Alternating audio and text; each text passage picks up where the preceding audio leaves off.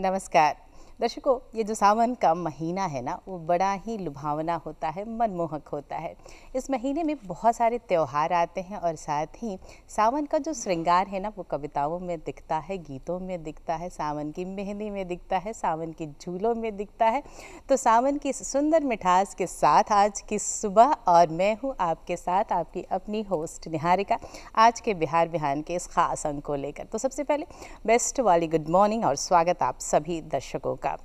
दर्शकों, हम शुरुआत करेंगे कार्यक्रम की और बातें करेंगे कुछ ऐसी जो हमारे जीवन के लिए बेहद ख़ास है, जो हमारे जीवन को बेहतर बनाती हैं और जिनसे हमारी सोच का विस्तार होता है। सही सोचा है आपने, बिल्कुल समझदार हैं आप। और हम बातें करेंगे समझदारी के। कार्यक्रम की शुरुआत करेंगे अपने पहले सेगमेंट आज का अनमोल वचन। आइए नज़र डालते हैं।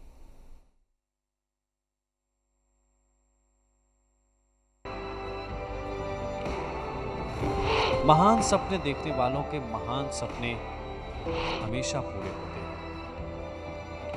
Doctor APJ Abdul Kalam.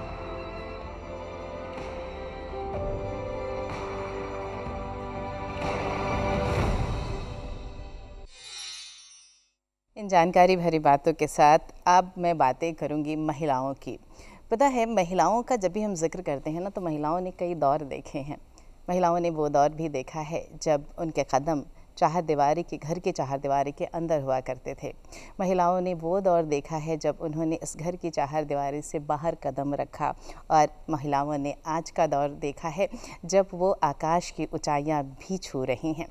पर अगर वर्तमान में भी देखिएगा ना, तो राजनीति में महिलाओं की जो भागीदारी है वो कम दिखती है।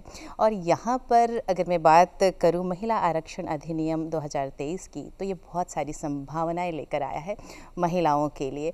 इस पर ख़ास बातचीत करने के लिए आज हमने अपने स्टूडियो में आमंत्रित किया है अधिवक्ता पटना उच्च न्यायालय श्री सुशांत कुमार जी को। तो आइए हमारे साथ स्वागत करिए हमारे आज के मेहमान श्री सुशांत कुमार जी। सुशांत जी, बेहद अभिनंदन, स्वागत आपका कार्यक्रम में। सुशांत जी, जब भी हम अधिनियमों का जिक्र करते हैं ना, तो समय के साथ साथ उसमें कुछ बदलाव लाने की ज़रूरत भी पड़ती है। और मैं अपने दर्शकों से भी कहना चाहूँगी कि जैसे जैसे समय का विकास होता है, परिवर्तन का दौर आता है, तो अधिनियमों में भी बदलाव किए जाते हैं। और जब भी हम बदलाव का जिक्र करते हैं तो भारतीय न्याय संहिता 2023 अपना एक विशेष स्थान रखती है, क्योंकि इसके माध्यम से भारतीय न्याय का की जो व्यवस्था है उसमें भारतीयता लाई गई है। तो सबसे पहले आपको दिखाते हैं भारतीय न्याय संहिता 2023 पर हमारी एक सॉफ्ट स्टोरी। वापस आएंगे तो अपने आज के विषय पर अपने मेहमान से बातचीत करेंगे। तो आइए देखते हैं भारतीय न्याय संहिता 2023।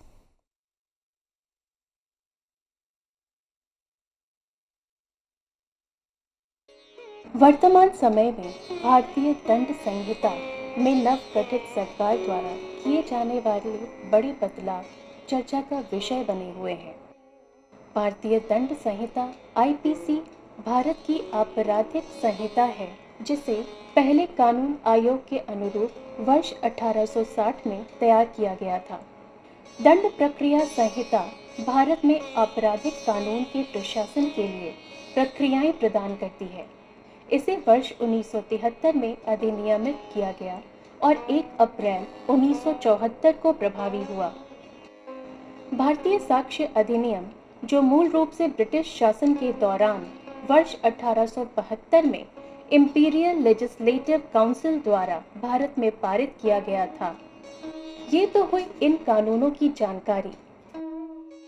अब बात करें बदलाव की, तो हाल ही में केंद्रीय गृह मंत्री ने लोकसभा में 3 विधेयक पेश किए, जिनका उद्देश्य ब्रिटिश शासन के दौरान भारत में लागू किए गए भारतीय दंड संहिता, दंड प्रक्रिया संहिता और भारतीय साक्ष्य अधिनियम को निरस्त कर उसमें बदलाव करना है। ये विधेयक इस प्रकार है। भारतीय दंड संहिता 1860 के स्थान पर भारतीय न्याय संहिता विधेयक 2023, दंड प्रक्रिया संहिता 1898 के स्थान पर भारतीय नागरिक सुरक्षा संहिता विधेयक 2023, साक्ष्य अधिनियम 1872 के स्थान पर भारतीय साक्ष्य विधेयक 2023, और अब बात करते हैं कि क्या है इन बदलावों की खासियत और उनकी ज़रूरत। तो सबसे पहले जानते हैं भारतीय न्याय संहिता विधेयक के बारे में। भारतीय न्याय संहिता विधेयक 2023 की मुख्य विशेषताएं। यह विधेयक आतंकवाद एवं अलगाववाद, सरकार के विरुद्ध सशस्त्र विद्रोह, देश की संप्रभुता को चुनौती देने जैसे अपराधों को परिभाषित करता है।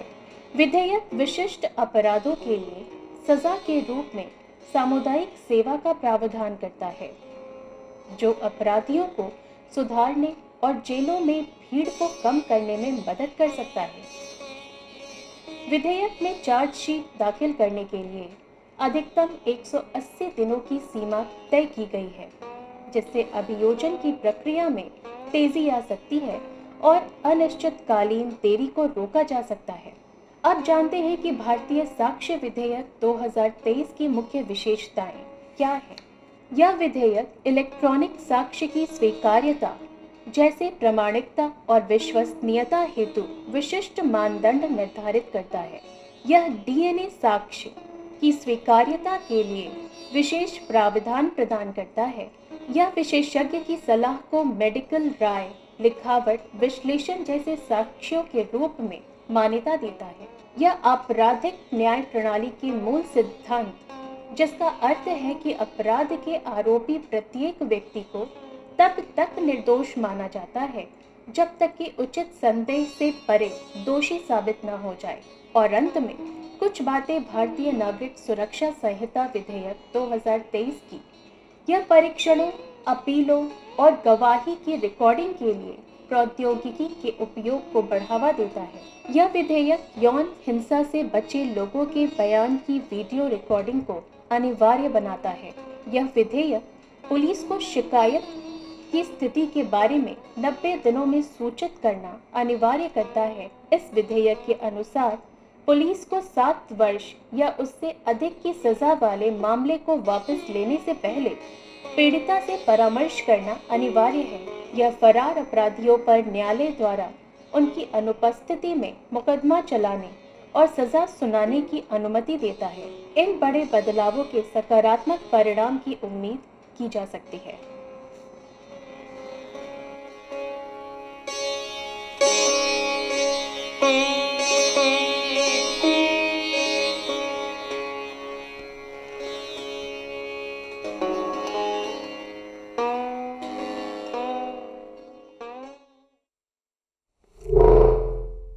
उम्मीद करते हैं कि इस सॉफ्ट स्टोरी के माध्यम से आपको बहुत सारी जानकारी मिली होगी कि किस तरीके से भारतीय न्याय संहिता 2023 में बहुत सारे बदलाव लाए गए हैं।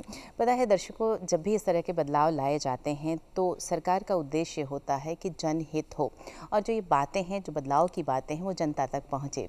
और हमारी कोशिश ये होती है कि जो परिवर्तन आ रहे हैं उनके बारे में हम आपको जागरूक जरूर करें और जानकारी भी दें। और इसी उद्देश्य से आज हमने आमंत्रित किया है अपने कार्यक्रम में अपने पहले मेहमान के तौर पर श्री सुशांत कुमार जी को।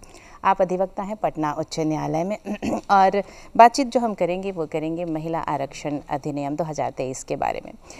जो अगर बात करें महिला आरक्षण अधिनियम की, तो पहले भी 2008 में 2014 में इस तरह के अधिनियम लाए गए।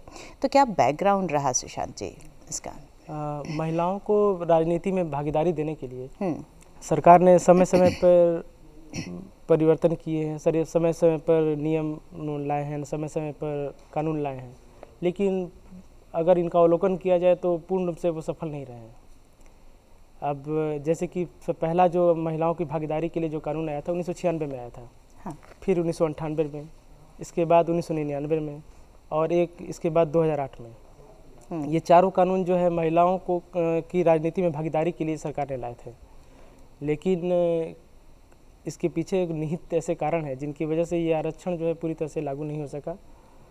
अब जैसे 96, 98 और 99 की अगर बात करें तो उनके महिलाओं की राजनीति में सक्रिय भागीदारी के लिए जो है 33% राजनीति में उनका आरक्षण मिले। इसके लिए जो है वो कार्यक्रम तैयार किया गया था, लेकिन ये उनकी लोकसभाओं के आहुत होते ही जो है वो समाप्त हो गया ये सारा चीज़। इस राह में कई सारी बाधाएं थी कि जैसे कि ओबीसी आरक्षण या जो भी है यहाँ तक कि ओबीसी के लोगों ने ही इसका विरोध करना शुरू कर दिया था। तो चलिए, जो ये बैकग्राउंड था वो ये कहता है कि समय के साथ साथ बदलाव आने चाहिए, और ये जो नया अधिनियम है महिला आरक्षण अधिनियम 2023 ये लाया गया, क्या मुख्य विशेषताएं हैं जो हमारे जो दर्शक हैं उनको जानना चाहिए इस अधिनियम की विशेषताएं? महिला आरक्षण अधिनियम 2023 इसको लागू करने का सरकार का मुख्य उद्देश्य है कि राजनीति में महिलाओं की सक्रिय भागीदारी हो सके। सरकार इसके लिए काफ़ी लंबे समय से प्रयासरत रही है, लेकिन इस अधिनियम की कुछ अपनी विशेषताएं हैं जिसकी वजह से ये बाकी अधिनियमों से अलग है। पहली बात है कि संविधान में 106वां संशोधन के द्वारा जो है सरकार ने इस विधेयक को लाया है, जिसके द्वारा जो है सभी लोकसभाओं में, सभी राज्य की विधानसभाओं में एवं केंद्र शासित प्रदेश दिल्ली और अन्य केंद्र शासित प्रदेशों में महिलाओं को राजनीति में जो है 33% आरक्षण प्रदान किया जाएगा। यानी ये 1/3 जो है सीट महिलाओं के लिए रिजर्व रखा जाएगा। और इसके बाद जो है सुप्रीम कोर्ट ने लेकिन इसके लिए एक मानक भी तैयार किया है कि आपको ट्रिपल टेस्ट से गुजरना होगा। यानी कि ट्रिपल टेस्ट के प्रावधानों को जो है वो आपको फॉलो करना होगा। सुशांत जी, जो शब्द आपने कहा ट्रिपल टेस्ट, क्या मतलब होता है इसका, और ये ट्रिपल टेस्ट है क्या? जी बताएं। ट्रिपल टेस्ट मैम नया नहीं है, वो सुप्रीम कोर्ट ने बहुत पहले भी जो है, जैसे महाराष्ट्र में नगर निकाय चुनाव हुए थे 2021 में, तो उस चुनाव में महाराष्ट्र सरकार ने महिलाओं के लिए आरक्षण सीमा तय की थी। उस पर सुप्रीम कोर्ट ने उन्हें एक गाइडलाइन दिया कि आपको जो है इस ट्रिपल टेस्ट को जो है फॉलो करना होगा, या जो प्रावधान है उसको फॉलो करना होगा, इसके बाद जो है आरक्षण दे सकते हैं। उसमें पहली शर्त थी कि अगर पहली आप एक आयोग का गठन करेंगे। आयोग का गठन करने के बाद जो है उस पर एक समिति बनाएंगे जो एक रिपोर्ट देगी कि आपको आपके राज्य में जो है महिलाओं की स्थिति क्या है, अच्छा, उनकी आबादी क्या है, उनका आर्थिक स्तर क्या है, इसके बाद जो है आप आरक्षण लागू कर सकते हैं। और तीसरी चीज़ और सबसे अहम चीज़ थी कि यह आरक्षण की जो सीमा है वो 50% से अधिक नहीं होनी चाहिए। यानी कहने का तात्पर्य ये सुशांत जी की पारदर्शिता बनी रहे, जो भी कार्य हो वो पूरी व्यवस्था के साथ हो, तो ये ट्रिपल टेस्ट की व्यवस्था इसमें की गई है। जी बिल्कुल। अगर मैं बात करूँ ये जो आरक्षण अधिनियम आया है, उसमें बहुत सारे अनुच्छेद जोड़े गए हैं, तो थोड़ी जानकारी उस बारे में भी सरल शब्दों में अगर हमारे दर्शकों के लिए बताएं आप। जो ये कानून आया है महिला आरक्षण विधेयक 2023, उसमें संविधान के 106वें संशोधन के द्वारा जो है अनुच्छेद 330 में परिवर्तन किया गया है। अनुच्छेद 330 में परिवर्तन कहें या एक जोड़ा गया एक नया कानून 330A करके। 330A जो जोड़ने का उद्देश्य था कि निम्न सदन जो है, हमारा निम्न सदन जो है यानी लोकसभा, उसमें महिलाओं को आरक्षण प्रदान किया जाए। उसमें जैसे 330A प्रावधान करता था कि अनुसूचित जनजाति वाली महिलाओं को जो है लोकसभा में आरक्षण प्रदान करना। उसमें 330A ऐड करने के बाद जो है अनुसूचित जनजाति कोटे के अंतर्गत महिलाओं के लिए भी जो है 1/3 आरक्षण प्रदान किया गया। फिर ये अनुच्छेद 332 है, उसमें भी जो है 332A जोड़ करके महिलाओं को राज्य की विधानसभाओं में आरक्षण 1/3 आरक्षण प्रदान किया गया। इसके अलावा अनुच्छेद 239 है, जो ये 239A है, 239A में A ऐड करके खंड 2B ऐड किया गया है, जिसका उद्देश्य था कि दिल्ली जैसे केंद्र शासित प्रदेश में भी जो है महिलाओं को वहाँ के विधानसभाओं में 1/3 आरक्षण प्रदान किया जा सके। तो यानी जो आपने बताया, विस्तार से बताया, तो सरकार की कोशिश ये रही कि जिस भी तबके की महिलाएं हैं, उच्च वर्ग की हैं, निचले तबके से आ रही हैं या केंद्र शासित प्रदेश की महिलाएं हैं, हर जगह उन्हें जो ये आरक्षण है उसका अधिकार मिल सके, तो ये सारे अनुच्छेद इसमें जोड़े गए हैं। सुशांत जी, कई समितियां इसके साथ काम करती हैं, इस जो अधिनियम है इसको कार्यान्वित करने के लिए। चाहूँगी थोड़ी जानकारी उन समितियों के बारे में भी, ताकि जो महिलाएं हमारा कार्यक्रम देख रही हैं वो विस्तार से समझ पाएँ इन बातों को। आरक्षण को लेकर जो है समिति का जो गठन का जो चलन हुआ था वो 1978 से शुरू हुआ था, जिसमें कई समितियों का गठन किया गया महिलाओं के उत्थान के लिए। इसका गठन करने का उद्देश्य सरकार पे दबाव भी था कि संयुक्त राष्ट्र संघ की ये कमेटी थी, वो सरकार से रिपोर्ट मांग रही थी कि भाई भारत में आपकी महिलाओं की स्थिति क्या है, लैंगिक समानता क्या है वगैरह जो भी है।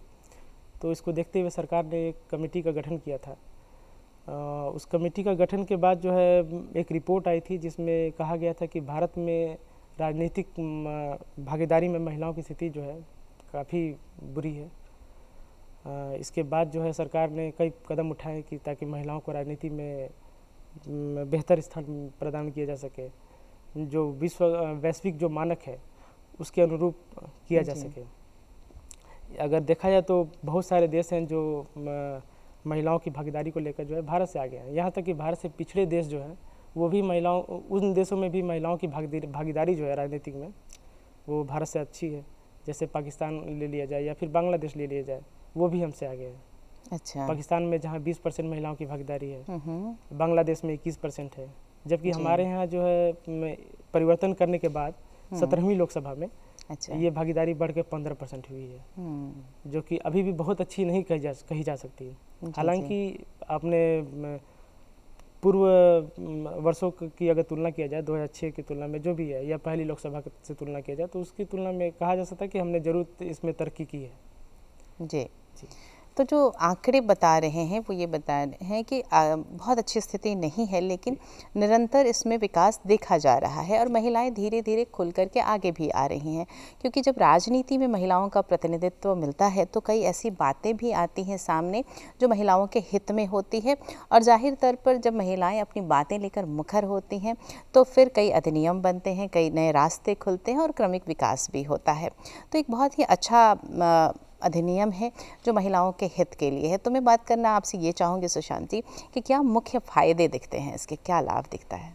जी बिल्कुल, इसके फ़ायदे काफ़ी अच्छे फ़ायदे हैं और भविष्य में जो है महिलाओं को इसका उचित लाभ भी मिलेगा। अब जैसे कि महिलाओं को ऐसे अमूमन हम देखते हैं कि नौकरी में या फिर तरह तरह के जॉब में आरक्षण देने की बात होती रहती है। टीचर रिक्रूटमेंट हुआ या अन्य तरह की बहालियों में महिलाओं को आरक्षण दिया जाता है, लेकिन सब सवाल ये है कि महिलाओं को आगे कैसे बढ़ेंगी? क्या केवल राजनीति में क्या केवल नौकरियों में आरक्षण देकर के आप महिलाओं को आगे बढ़ा सकते हैं? जी नहीं। महिलाओं को जहाँ महिलाओं को निर्णय लेने का अधिकार है या जो भी है, जहाँ महिलाओं को सत्ता चलाना है, उस जगह पर अगर महिलाओं का प्रतिनिधित्व बढ़ेगा तो महिलाओं की स्थिति जो है बेशक सुधरेगी। और इसी के लिए, इसी सोच के साथ सरकार ने जो है वो महिला आरक्षण विधेयक जो है 2023 लाया है, जिसका उद्देश्य यही है कि भाई महिलाओं को हम राजनीति में उचित स्थान दिया जा सके। तो जाके क्योंकि अनेक विकसित देशों में जो है महिलाओं का उचित प्रतिनिधित्व है, जिस कारण से वो देश काफ़ी तरक्की पे हैं। हमारे देश में कृषि में जहाँ महिलाओं को 62% भागीदारी है, लेकिन बाकी जहाँ शासन चलाने की बात आती है तो वहाँ भागीदारी बिल्कुल कम हो जाती है। तो इस लिहाज से जो है ये आरक्षण जो है कहीं ना कहीं जो है महिलाओं को काफ़ी आगे तक लेकर जाएगा और देश को भी आगे तक लेकर जाएगा। तो आपके कहने का तात्पर्य ये है कि जो ये आरक्षण अधिनियम, महिला आरक्षण अधिनियम लेकर आया गया है, उसका जो मुख्य फ़ायदा है वो ये कि जो महिलाओं की राजनीति में भागीदारी है वो बढ़े। पर यहाँ कुछ सवाल उठ खड़े होते हैं कि अधिनियम ने आरक्षण तो दे दिया, पर जो हमारा सामाजिक दायरा है, जो हमारी सामाजिक सोच है, वहाँ हम जब महिलाएं मुखर होकर आगे आती हैं तो हम उन्हें रोकते भी हैं। सवाल भी खड़े होते हैं कि आप महिला हैं, आप इन क्षेत्रों में आकर क्या करेंगी? तो ये जो सोच है उसके बारे में क्या कहना चाहेंगे, जो हमारे समाज में ये सोच देखने को मिलती है? हाँ, सबसे पहली बात है मैम कि महिलाओं को जो है चूँकि हमारा समाज एक शुरू से ही सत्तात्मक समाज रहा है जी, तो वहाँ महिलाओं का जो है शोषण होता आया है, वे अपनी बातों को खुलकर रख नहीं पाती हैं परिवार में। जी जी। तो इसके लिए ज़रूरी है कि सरकारी स्तर पे पहल किया जाए। एक बड़ी अच्छी बात कही आपने सुशांत जी कि जो हमारा जो अभी का सामाजिक परिवेश है तो पितृसत्तात्मक है, और जब हम महिलाओं की बात करते हैं ना तो कहीं नहीं कहीं महिलाओं की प्राथमिकता ये रहती है कि हमारे परिवार में जो सब लोग हैं वो सुखी रहें, और अपने ऊपर ध्यान बड़ा कम हो जाता है। पहली प्राथमिकता कि जो भी हमारे परिवार के लोग हैं उनकी सही देख रेख हो, पर मैं कैसी हूँ ये सोचना थोड़ा पीछे हो जाता है। और मैं बात अपने दर्शकों से भी करना चाहूँगी, क्योंकि हम सब का ख्याल रखते हैं पर हम अपने स्वास्थ्य का ख्याल रखना ना भूल जाते हैं। बड़ा ज़रूरी है कि हम अपने स्वास्थ्य का ख्याल ज़रूर रखें, और इसके लिए हमारे लिए बहुत मददगार होता है योग करना, योग को अपने जीवन में शामिल करना। तो आप समझ रहे हैं मैं इशारा किस ओर कर रही हूँ, क्योंकि अभी वक्त है आपको दिखाने का योग बिहान, ताकि आप जागरूक रहें अपने स्वास्थ्य के प्रति। आइए देखते हैं क्या है खास आज के योग बिहान में।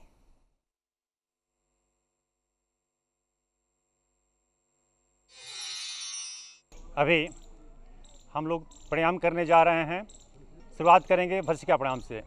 इसमें गहरा सांस लेना है और छोड़ना है। भस्त्रिका प्राणायाम करने से लंग्स यानी कि फेफड़ा मजबूत होता है, ऑक्सीजन की मात्रा शरीर में अधिक जाती है, और बार बार करने से हमारा जो इम्यून सिस्टम है, रोग प्रतिरोधक क्षमता है, वो बढ़ जाती है। वापस अपनी हथेलियों को आँख के ऊपर रखें 5 सेकंड के लिए, फिर धीरे धीरे हाथ हटाएंगे और आँख खोलेंगे। अगला प्राणायाम नाम है कपालभाति क्रिया। यह शुद्धि क्रिया है, षटकर्म में आती है, लेकिन इतनी महत्वपूर्ण है, स्वास्थ्य की इतना लाभकारी है कि इसको प्राणायाम में शामिल किया गया है। कपालभाति क्रिया बॉडी को डिटॉक्स करने के लिए, श्वासों के माध्यम से अपनी गंदगी को बाहर निकालने के लिए सबसे अच्छा तरीका है। हम बहुत से भोजन करते हैं, विषैले तत्व शरीर में जमा होते रहते हैं। श्वासों के माध्यम से कपालभाति क्रिया करते हुए इसको हम लोग अपने शरीर का शुद्धिकरण कर सकते हैं। कपालभाति क्रिया में नाक से श्वास को झटके से छोड़ाता है और नाभि बार बार अंदर जाती है। मध्यम गति से शुरुआत करते हैं, 1 सेकेंड में 1 बार कपालभाति क्रिया की जाती है। अब कृपया शांत हो जाएं, 2 बार गहरा सांस लें और छोड़ें। ऐसा करने से शरीर पूर्व स्थिति में आ जाती है, ब्लड का सर्कुलेशन सही हो जाता है, नियंत्रित हो जाता है।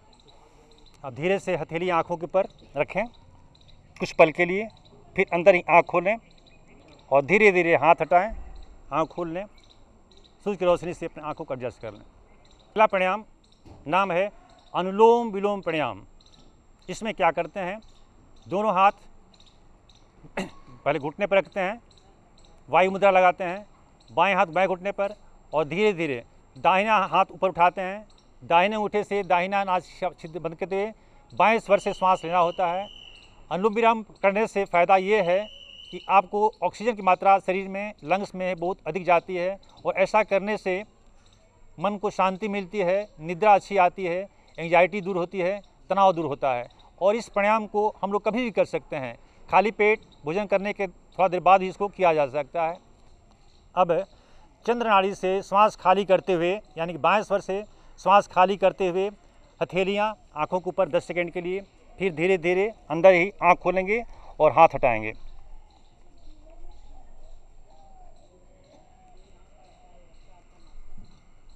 योगा के बारे में मैं व्यक्तिगत अनुभव बताना चाहता हूँ कि 8 साल पहले मेरा लीवर ट्रांसप्लांटेशन हुआ था, और उसके बावजूद भी आज मैं कुछ साइड इफ़ेक्ट से गुजर रहा था। लेकिन 1 साल से जब से मैंने रेगुलर योगाभ्यास शुरू किया है, मेरा सारा प्रॉब्लम जो होता था, साइड इफ़ेक्ट सारा ख़त्म हो चुका है। सूर्य नमस्कार भी अच्छी तरह से कर लेता हूँ, और बीपी का दवाई बंद हो गया है, प्रोस्टेट का दवाई बंद हो गया है, और भी जो कुछ है वो दवाई स्लो हो गया है।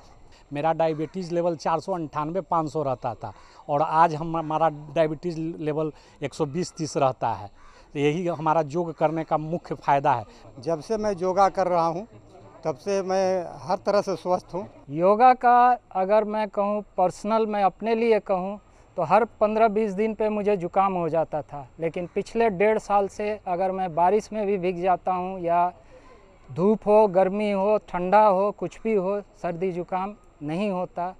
आज के वर्तमान युग में योग का महत्व बहुत ही बढ़ गया है।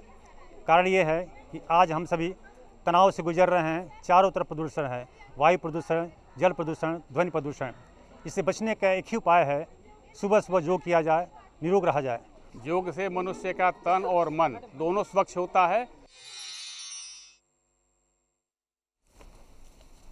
और दर्शकों, हम बातें कर रहे हैं आज के कार्यक्रम में अधिवक्ता पटना उच्च न्यायालय श्री सुशांत कुमार जी से और बातचीत का विषय है महिला आरक्षण अधिनियम 2023। आपने विस्तार से बताया, इसकी विशेषताओं के बारे में भी हमारे दर्शकों को जानकारी दी। जो अनुच्छेद परिवर्तित किए गए हैं, नए लाए गए हैं, उनके बारे में भी बताया और क्या फ़ायदे होने वाले हैं ये भी आपने जानकारी दी। एक सवाल और कि ये अधिनियम आया तो ज़रूर है, पर ये लागू कब होने वाला है और साथ ही इसकी समयावधि क्या होगी? अधिनियम महिला आरक्षण अधिनियम जो 2023 है, इसको लागू करने के लिए सरकार ने गाइडलाइन तैयार की है कि भाई किस आधार पर लागू होगा और किस समय लागू होगा।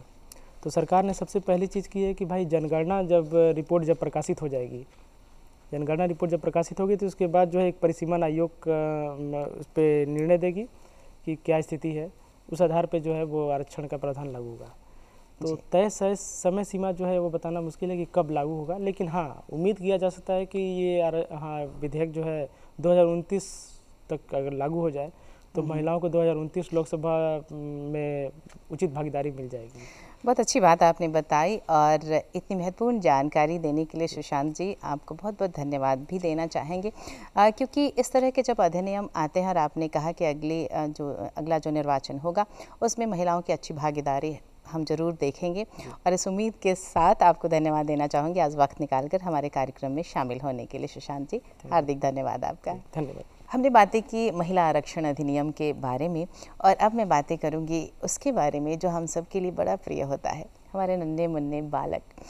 हमारे परिवार में जब छोटे छोटे बच्चे होते हैं ना, तो वो अपने माता पिता की उंगली पकड़ करके कदम दर कदम चलना सीखते हैं। जब बड़े हो जाते हैं, पढ़ाई की उम्र आती है, तो सीखने के लिए विद्यालयों का रुख करते हैं और वहाँ कदम दर कदम आगे बढ़ते हैं अपने शिक्षकों के साथ। ऐसे में बड़ा ज़रूरी हो जाता है कि जो विषय हैं उसे बहुत ही सरल करके बच्चों को सिखाया जाए, ताकि जो उनका ज्ञान है वो तो आगे बढ़े ही और उनकी जो ललक है सीखने के प्रति वो बनी रहे। आज इसी महत्वपूर्ण विषय पर हम बातचीत करेंगे अपने आज के दूसरे मेहमान से। आपको बताते चलो कि आज हमने इस पर बातचीत करने के लिए अपने स्टूडियो में आमंत्रित किया है डॉक्टर उदय कुमार उज्ज्वल जी को। आप अपर जिला कार्यक्रम समन्वयक हैं बिहार शिक्षा परियोजना हाजीपुर में।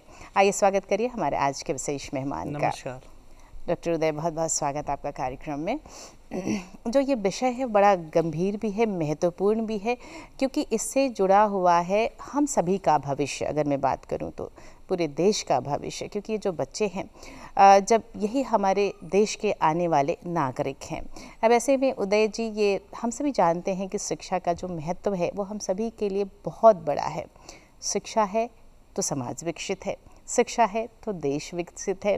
और दर्शकों, आपसे कहूँगी कि बातचीत की शुरुआत करें उससे पहले आपको दिखाएंगे एक सॉफ्ट स्टोरी, शिक्षा का सामाजिक महत्व। जानती हूँ आप सहमत हैं मुझसे, पर आइए देखते हैं पहले ये सॉफ्ट स्टोरी, शिक्षा का।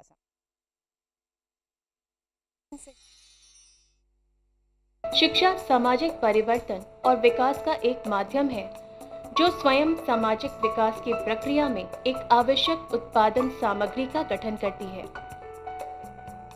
शिक्षा एक ऐसा मजबूत हथियार है जो व्यक्ति और समुदाय दोनों को अद्यतन सूचनाओं से अवगत कराती है और उनके ज्ञान को समृद्ध करती है।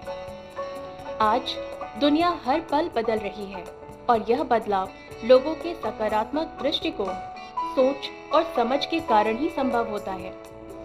गुणवत्तापूर्ण जीवन या जीवन स्तर की समझ लोगों में विकसित होती है।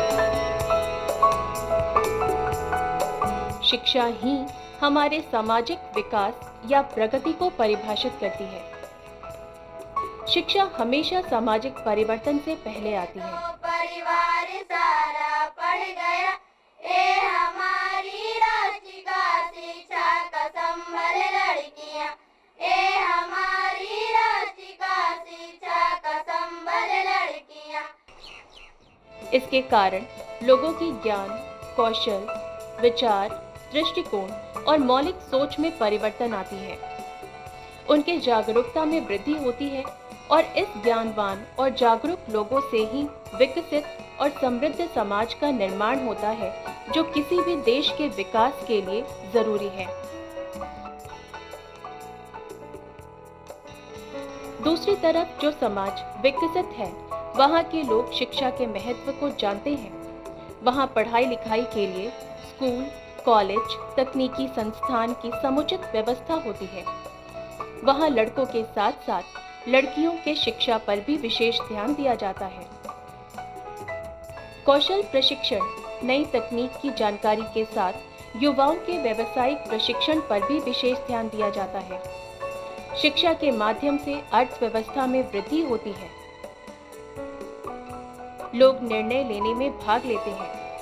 उद्योगों, कृषि और अन्य व्यवसायों में लोग वैज्ञानिक प्रौद्योगिकी को अपनाते हैं, जो हमें आधुनिकीकरण की ओर ले जाता है।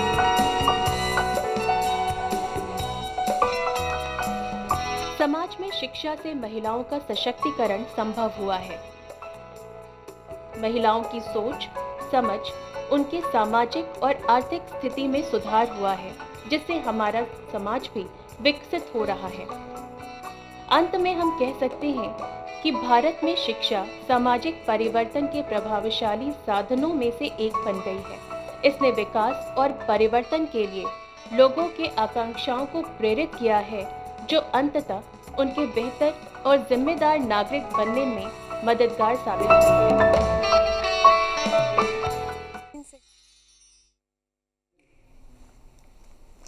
और दर्शकों, अब बातचीत करेंगे हम अपने आज के विषय पर। शिक्षा का जो महत्व है वो उसके बारे में आपने जाना, और साथ ही जो बच्चे हैं उन्हें किस तरीके से हमारे शिक्षक शिक्षित करें ताकि उनका प्यार जो है वो विषय से लगातार बना रहे। आपको पुनः बताते चलूँ कि आज हमारे साथ हैं डॉक्टर उदय कुमार उज्ज्वल जी। आप अपर जिला कार्यक्रम समन्वयक हैं बिहार शिक्षा परियोजना हाजीपुर में। बातचीत की शुरुआत करेंगे उदय जी। अगर मैं बात करूं विद्यार्थी और शिक्षक के संबंध की, तो ये बड़ा गहरा रिश्ता होता है, और ये शायद एक सही तथ्य भी है कि अगर शिक्षक किसी विषय को अच्छे से पढ़ाता है ना, तो बच्चे का लगाव खुद ब खुद विषय से हो जाता है।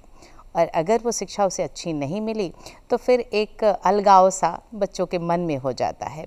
तो क्या महत्व है शिक्षक किस तरीके से उन्हें सिखाता है, इस शैली का बच्चों की जो शिक्षा अर्जित करने की जो कैपेसिटी है उस पर क्या प्रभाव पड़ता है? यहाँ से शुरुआत।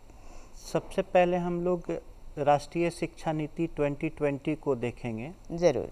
और राष्ट्रीय शिक्षा नीति जो है वो कहता है 5334, मतलब कि 3 साल से लेकर के जो 8 साल के बच्चे हैं जी, उनको हम लोग फाउंडेशनल स्टेज पे रखते हैं।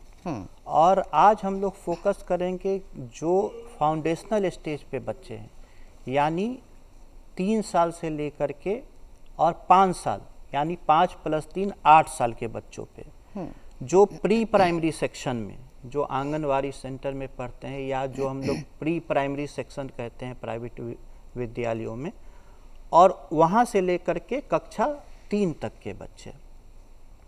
तो ये बच्चे जो होते हैं वो खास करके उनके अंदर बहुत सारा ज्ञान भरा पड़ा होता है। शिक्षक जो होते हैं वो एक फैसिलिटेटर की भूमिका में होते हैं। हम लोग जो पहले बात करते थे कि पढ़ाने की बजाय अगर हम लोग सीखने पे जोर दें, और हमारी जो शिक्षा नीति है, शिक्षा नीति 2020, वो सीखने पे ही बल देता है, न कि पढ़ाने पे। अगर हम सीखते हैं, या बच्चा को टीचर एक फैसिलिटेटर की भूमिका में आ करके सीखने को बढ़ावा देता है पढ़ाने की बजाय या रटाने की बजाय, तो ज़्यादा बेहतर होगा। और आप देखिएगा कि इसके लिए सरकार ने बहुत सारे प्रयास किए हैं। अब एक FLN है, फाउंडेशनल लिटरेसी एंड न्यूमरेसी, मतलब बुनियादी साक्षरता एवं संख्यात्मकता। इसमें हम लोग जो कक्षा प्री प्राइमरी के जो बच्चे होते हैं, यानी 3 साल से लेकर के और 8 साल उम्र के बच्चे, उनमें हम लोग भाषा या जो आधारभूत बोलने की शैली होती है, या भाषा का ज्ञान होता है, और संख्या का ज्ञान, इसको खेल खेल में कैसे हम लोग पढ़ाएं, या उसके अंदर जो क्षमता है उसको कैसे हम माहौल दें कि वह खुद से खुद सीखने की प्रक्रिया में आगे बढ़ें। तो आप देखिएगा कि बिहार के 70,000 स्कूलों में जो आंगनवाड़ी सेंटर है और जो कक्षा 1 से कक्षा 3 के बच्चे हैं उसके लिए एक FLN किट अभी सरकार ने दिया है। अच्छा। उस FLN किट के अंतर्गत एक बड़े से बॉक्स में बच्चों को सीखने के लिए सारे चीज़, अब जैसे उसको क ख ग घ सीखना है तो किसी बच्चे को आप बताइए कि क जी वो रिलेट नहीं कर पाएगा कि क मतलब क्या। लेकिन यदि आप कहिए कि बेटा कबूतर वाला क तो कबूतर वो देखे हुए है जी, तो वो रिलेट कर रहा है कि कबूतर है। और कबूतर से अगर हम क को डेराइव करते हैं तो उसको समझ में आता है बहुत बढ़िया। क्योंकि वो देख रहा है कबूतर को जी। और कबूतर से क को डेराइव कर रहा है। लेकिन अगर हम कहते हैं कि क पढ़ो तो रटता है और बहुत बड़ी रटने बात वाला है। ज्ञान उसको कभी समझ में नहीं आता है। आगे की कक्षाओं में धीरे धीरे वो जा करके उसको पढ़ाई से मन विमुख होने लगता है। हाँ जी। और वही होता है ड्रॉप आउट का कारण। आप देखिएगा कि कक्षा 1 से कक्षा 10 पहुँचते पहुँचते करीब 50% बच्चे ड्रॉप आउट हो जाते हैं। तो एक बहुत बड़ा कारण है कि जो हम लोग असंज्ञानात्मक चीज़ों से उसकी पढ़ाई कराते हैं वो पढ़ाई उसको पढ़ाई से विमुख करता है। लेकिन यदि हम उसको संज्ञानात्मक वस्तु बता करके और उसको रिलेट करते हैं असंज्ञानात्मक चीज़ों से तो उसको मज़ा आने लगता है। आज हम बातचीत कर रहे हैं डॉक्टर उदय कुमार उज्ज्वल जी से। आप अपर जिला कार्यक्रम समन्वयक बिहार शिक्षा परियोजना हाजीपुर में कार्यरत है। बातचीत का विषय है कि हम शिक्षक जो हमारे हैं वो बच्चों को कितने सरल तरीके से शिक्षा दे सकते हैं। आपने जिक्र किया कि संज्ञात्मक चीज़ों से अगर हम सिखाते हैं तो सीखने की प्रक्रिया सरल हो जाती है। इसके अलावा छोटे बच्चों की जब भी हम बात करते हैं ना तो उनका एक घर का माहौल होता है। वहाँ से आप उन्हें कहते हैं कि आप स्कूल जाओ तो बच्चे के मन में एक डर भी, एक भय सा भी होता है कि वहाँ माता पिता तो नहीं होंगे, शिक्षक कैसा व्यवहार करेंगे। तो ये जो परिवेश है वो उनके अनुरूप बना रहे, इसके लिए क्या करना चाहिए और क्या कर रहे हैं हम? देखिए, बिहार सरकार परिवेश निर्माण के लिए बहुत कुछ कर रही है। सबसे पहले जो आपने कहा कि बच्चे घर से विद्यालय जाते हैं जी, तो घर से विद्यालय जाने के बीच विद्यालय में बच्चे अमूमन 5-6 घंटे रहते हैं, लेकिन उसके बाद का समय सारा समय उनका घर पे व्यतीत होता है। और हम लोग जनरल ट्रेंड देखते हैं तो हम लोग एक दूसरे पे दोषारोपण करते हैं। गार्जियन शिक्षक को कहता है, शिक्षक गार्जियंस को कहते हैं, जबकि यहाँ पे होना चाहिए दोनों के बीच समन्वय। क्योंकि जब तक परिवेश नहीं बनेगा, और वो परिवेश जो है घर और विद्यालय दोनों को मिलाकर के बनता है। इसी को लेकर के सरकार ने क्या किया कि बच्चे को घर से विद्यालय आने तक आप देखिएगा मिड डे मील योजना है, मुख्यमंत्री परिभ्रमण योजना है, मुख्यमंत्री पोशाक योजना है, बहुत सारी योजनाएं दे करके बच्चों को विद्यालय में बांधे रखने के लिए और वहाँ पर सीखने की प्रवृत्ति को बढ़ाने के लिए सरकार हर संभव प्रयास कर रही है। यहाँ पे जो घर के गार्जियंस हैं, माता पिता हैं, उनको भी बच्चों को सकारात्मक चीज़ें बतानी चाहिए। अब जैसे बच्चा, हमारी ही एक छोटी सी बच्ची है अनन्या, जाती है स्कूल तो बोलती है टीचर आज बोली है अच्छा ड्रेस पहन के आने के लिए। तो कहीं ना कहीं गार्जियंस को समझना होगा कि अगर हमारी बच्ची कह रही है और टीचर बच्ची को समझा रही है तो उसकी हम प्रतिपूर्ति करें। लेकिन हमारे इस बिहार में बहुत सारे गरीब फैमिली भी हैं जो अपने बच्चों के लिए हर चीज़ नहीं कर सकता है, तो वहाँ पे सरकार जो है सारी चीज़ों की व्यवस्था स्कूल में कर रही है। तो यही बात मैं आपसे कहना भी चाह रही थी, जैसा कि आपने कहा कि जो घर है वहाँ का वातावरण और जो स्कूल है वहाँ का वातावरण, माता पिता का शिक्षकों के साथ ये समन्वय बड़ा ज़रूरी है, तभी वो ज़रूरतों को भी समझ पाते हैं और जो बच्चे हैं उनका एक सुंदर विकास भी होता है। एक और अहम सवाल आपसे पूछना चाहूँगी। एक तो सीखने की प्रक्रिया है जहाँ बच्चे सीखते हैं, दूसरी बात होती है लिखने की प्रक्रिया। तो जब लिखने की बात आती है ना, तो अब ये डिजिटल एरा है तो कहीं ना कहीं बच्चों में दिखता है कि लिखना कम से कम हो, तो ये बना रहे, इसके लिए क्या कोई विशेष प्रयास स्कूलों में कर रहे हैं और किया जा सकता है? बिल्कुल प्रयास किया जा रहा है, खास करके जब हम सरकार की योजनाओं की बात करें तो हम लोगों ने 5 की बात मैं पहले बता चुका हूँ, उसके बाद 5+3 आता है, यानी कि 4, 5, 6 जब बच्चा 4, 5, 6 में जाता है तो वहाँ पर हम लोग एक लाउड रीडिंग का प्रोग्राम शुरू किए हैं कि बच्चे जोर जोर से हिंदी या अंग्रेजी को पढ़ते हैं और उस पढ़ने की घंटी में आधा समय वो पढ़ते हैं और पढ़ने के बाद उसको लिखते हैं, जिसको सुलेख कहते हैं। अच्छा। और हर रोज हर एक बच्चा को सुलेख की प्रैक्टिस कराई जाती है। तो जब तक बच्चा पढ़ेगा नहीं, लिखेगा नहीं, हम लोग पढ़ाई को कहते हैं सुबोपल्ली, यानी कि सुनना, बोलना, पढ़ना और लिखना।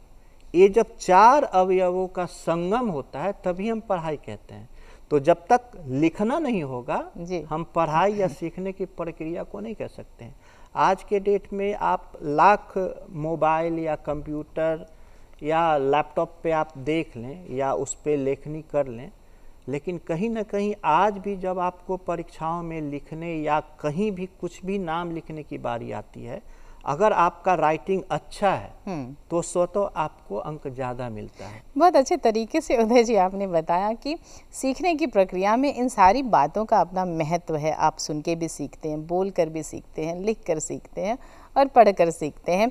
इसके साथ ही कई ऐसे विषय होते हैं ना जो बच्चों को शुरू से ही बहुत कठिन लगते हैं। अब अमूमन आप पूछेंगे तो गणित का विषय है या विज्ञान के विषय हैं तो बच्चे थोड़ा दूर भागते हैं। तो इनमें जो शिक्षक हैं उन्हें उनकी पढ़ाने की शैली कैसी होनी चाहिए? ये भी बड़ा मज़ेदार क्वेश्चन है आपका। देखिए, जब फिर यहाँ पे है 1, 2, 3, 4 जी। अगर हम बच्चे होते हैं तो हमको समझ में नहीं आता कि 1 क्या है, 2 क्या है, 3 क्या है, क्योंकि यह असंज्ञानात्मक चीज़ है जी। अब हम इसको संज्ञात्मक चीज़ों से जोड़ते हैं कि एक केला, तो केला उसको दिख रहा है, और अगर एक है तो उसको समझ में आ रहा है कि एक है जी। फिर 2 केला आप उसको दिखाइए। तो इस तरह से अगर संज्ञा से उसको असंज्ञानात्मक चीज़ों पे ले जाते हैं 1, 2 पे, तो उसको तुरंत समझ में आता है।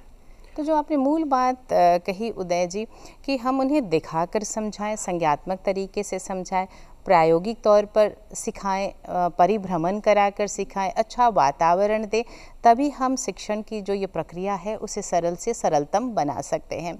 बहुत बहुत धन्यवाद आपका आज वक्त निकाल करके हमसे बातचीत करने के लिए और ख़ास करके इस महत्वपूर्ण विषय पर जानकारी देने के लिए। उदय जी बहुत बहुत धन्यवाद आपका। आपका भी बहुत बहुत धन्यवाद। और दर्शकों, हमने आज बातचीत की 2 महत्वपूर्ण विषयों पर, महिला आरक्षण अधिनियम 2023 और साथ ही बच्चों को जो ये शिक्षा है उसे हम कितने सरल तरीके से दे सकते हैं उसके बारे में भी आपको बताते चलती हूँ। कुछ अन्य कार्यक्रमों के बारे में भी जो आप डीडी बिहार पर देख सकते हैं। 10 बजे सुबह का समय है कार्यक्रम दर्पण का, 11:30 कार्यक्रम गांव घर, 5:30 शाम कार्यक्रम कृषि दर्शन। ये समस्त कार्यक्रम आप डीडी बिहार पर देख सकते हैं। पर फिलहाल तो मैं आपसे गुजारिश करने वाली हूँ और आपसे ये कहने वाली हूँ कि आप हमें ज़रूर बताएं कि कैसा लगता है आपको हमारा ये कार्यक्रम। आप हमें ख़त भेजें, आप हमें ईमेल करें और इसके लिए नोट करें हमारा पता है कार्यक्रम बिहार बिहान, दूरदर्शन केंद्र, फ्रेजर रोड, पटना 800001। हमारा ईमेल आईडी है directorddkpatna@gmail.com। तो हमने आपसे साझा किया अपना पता और अब हमें इंतज़ार रहेगा आपके ख़तों का भी। नमस्कार।